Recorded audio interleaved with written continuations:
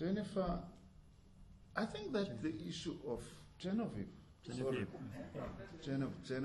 my apologies.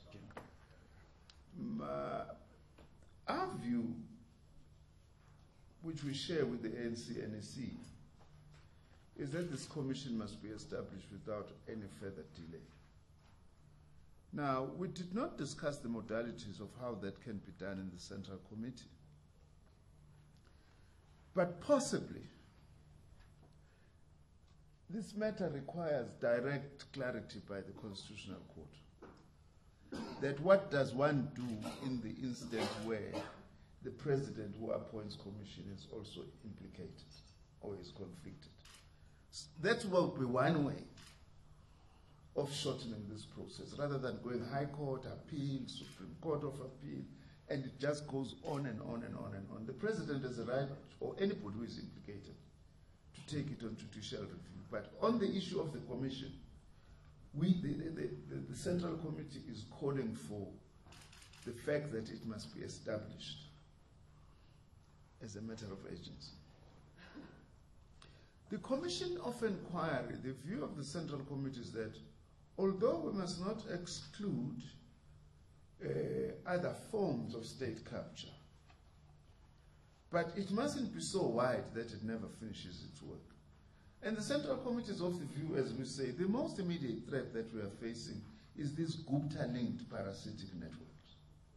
So that will have to be at the center of this. Doesn't mean that other things cannot be touched upon.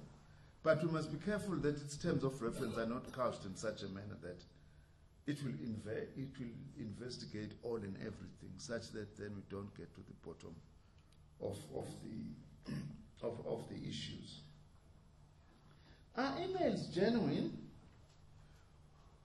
Well, it's a bit difficult to answer that, although they do look genuine from some of the responses that we have gotten from some people who have not questioned the authenticity of the emails, but are trying to give us an explanation, you know, of why did they do what they said.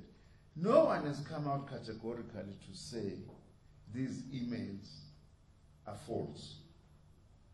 It's very interesting also, we're not seeing any other action being taken against the media that has been reporting about this. So we suppose that there will be processes to establish that, but they do look genuine. That is the view. Reconfiguration of the alliance, there are many dimensions to that.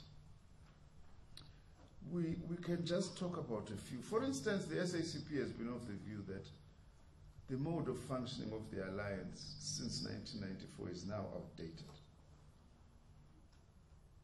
It's also subjected allies to lots of political abuse, even by factions in the ANC. For instance, we can't all be campaigning in election, but some key decisions are just simply made by one partner in the alliance. But also reconfiguration would include who is best placed now to lead the National Democratic Revolution.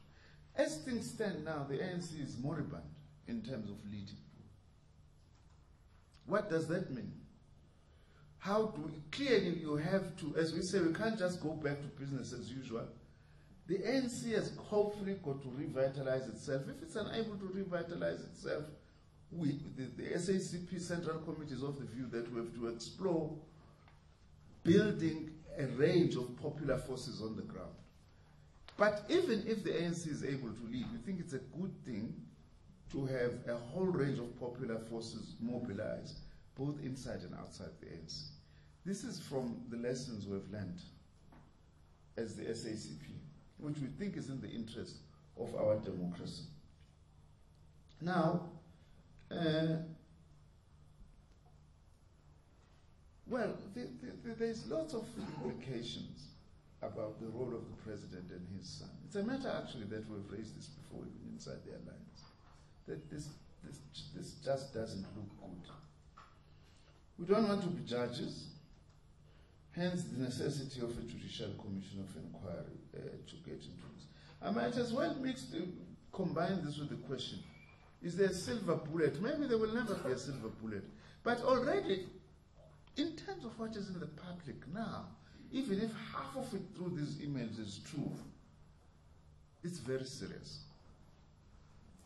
In fact, the idea of a silent coup is not far-fetched in terms of what is in there.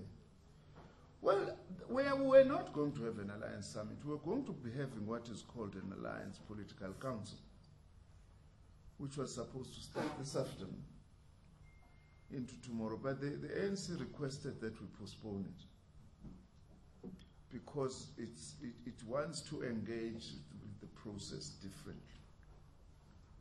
So we are going to be further engaging as allies as to how we move forward on that.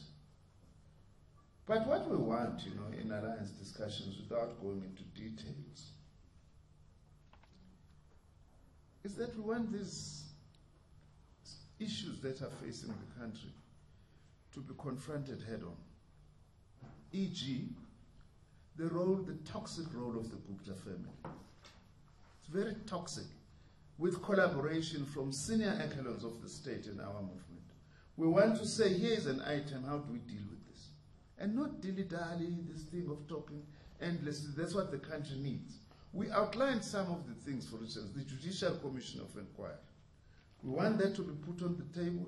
How is that to be done, and how quickly that can be done?